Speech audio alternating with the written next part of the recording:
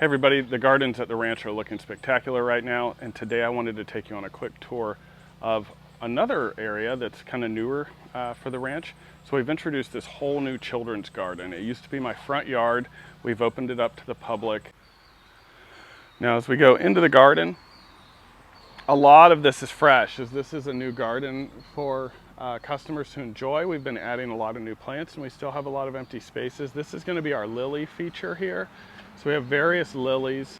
In the back we have a really nice maturing mimosa, just a straight green. This weeping Douglas fir is one of my favorites. I love the contorted habit here. So it's a contorted weeping Douglas fir. This is all freshly planted. This will be a hosta walk.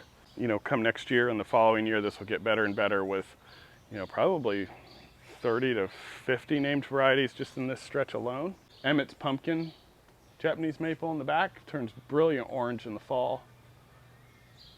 It's very gratifying to see so many of these things that I've planted really start to get some size to them. We've been at the ranch here for 8 years now, and you know, one of the beautiful things about gardening is how it changes so much. Oak leaf hydrangeas, weeping hemlocks. These were actually here prior to us ever living here. The previous owner of this property was a horticulturist as well, and he had a wonderful taste in plants. So here is the ranch, where it all began. And then just a good old blood-good Japanese maple. And some of our larger hostas from previous years starting to really come into their own. We open up into this space, which is our future children's garden. This coming week, or maybe next week, we're actually going to go on kind of a grass elimination campaign, and we're gonna put trails in and fill this entire space with plants. You can see the beginning of the children's garden here in the middle, and we'll go look at that. But it's going to expand, and what we're doing here is creating an educational space. Obviously, it's for enjoyment too. Space where we can hold classes and workshops specifically for kids about ecology and plant life, bug life. Really just educate children on what it means to grow things and how to create a diverse habitat. A pretty diverse selection here of both native and non-native plants, edible plants, strawberries, and you can see kind of right in the middle are these large native plants where we have penstemons and milkweed in the back where we'll be able to observe monarchs. A lot of pollinator plants through here, so we'll be able to observe all the different kinds of pollinators. Joe pieweed, different native asters and goldenrods and liatris. Also the occasional tomato, because who doesn't love some fresh tomatoes? Then back here on the back border, we have this contained bed of mountain mint and berries. And this mountain mint on a sunny day, I was out here yesterday, it is teeming with pollinators. Kind of mixed in with everything. Back here we have Senna hemicarpa. That's a great native erosion control plant with those yellow flowers, and it buzzes during the summer as well. And in the back are the late blooming goldenrods and Oenothera. Here's a super cool ornamental. This is Quercus robur General Pulaski. Would you believe that that's an oak? That crunchy leaf. It's so crazy. Yeah, it's a great plant. So if you're wondering where I get all my dwarf ornamentals from like this, Danaher Nursery in Galena is a good friend and local to us, has a great selection of grafted ornamentals. So then working our way through, some very overgrown berries. I believe this is polar. It's a white raspberry. Great little maple with a unique leaf shape. This is Twombly's Red Sentinel, Japanese maple. And here's a run of bananas I planted about 3 years ago, really coming into its own. I mean, there must be 100 plants here now. And then we've subplanted underneath it with things like polar green colocasia. This is the hardy colocasia, given that tropical look. And then new plantings, young plants of astilbe and Japanese ferns. But the bananas become so thick, I'm not even sure that some of the stuff will be happy. We'll have to kind of pull the bananas back. Here's a fun little area that is a work in progress. So this is the bog garden. And what we did here is we took an old kiddie pool and we buried the kiddie pool completely and then filled it with this long fiber sphagnum. And here we have carnivorous plants growing. The bugs go in the pitcher and can't get out, and then they are slowly digested by digestive enzymes in the pitcher. So we have all these little Sarracenia.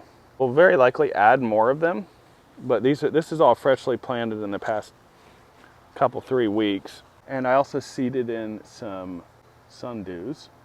But you can see the pictures here. This will be a great opportunity to teach children about ecology. These are all hardy pitcher plants, so these are winter hardy, and here they should be just fine in this little bog garden, and some of them are really taken off. Of course, we have the Hobbit house over there, which you can go in. It's just a small house. Fun story, I had some industry professionals come about a week ago. They were at the Cultivate show, which is this big horticulture show in Columbus every year. And 2 guys from Australia and 1 guy from New Zealand.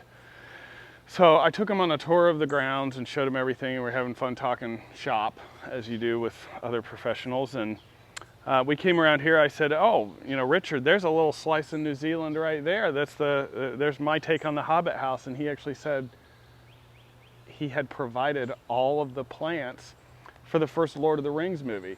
So serendipity at its finest, showing a guy my Hobbit house, and he was the guy that provided the plants for Lord of the Rings. His name is Richard, and I actually got a picture with him over at the Hobbit house. That was really fun. A couple other plants of note back here in the gardens. This is one of my favorite trees on the whole property, variegated sweet gum, so liquidambar styraciflua. And this is the variegated form. Starts out very green in the spring, and then as the summer heat comes in, it gets this spectacular speckling and half-moon variegation on a lot of these leaves. So for all the variegated freaks out there, this is about as good as it gets, and this plant will grow to be, 40 to 50 feet tall. Another plant of note is the Japanese emperor oak. Super cool leaf. This is another one of my favorites, and it's a crazy fast grower. So up to the break there was last year, and this year it's already put on about 3 feet with a pretty dry May. So kind of a wild thing, but we like wild plants here at the ranch.